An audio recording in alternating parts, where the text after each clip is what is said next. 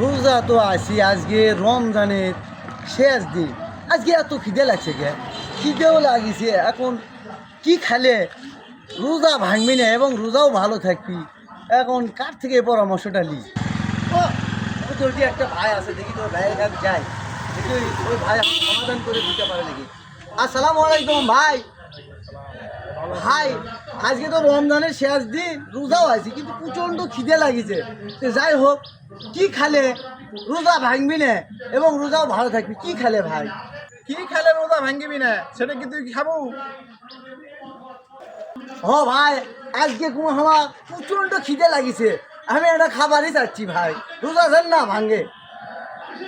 এমন আগে আসেন।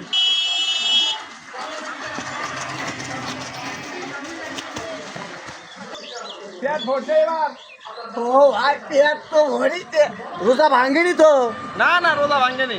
আচ্ছা ভাই, আমার পেট ভরে গেছে ভাই।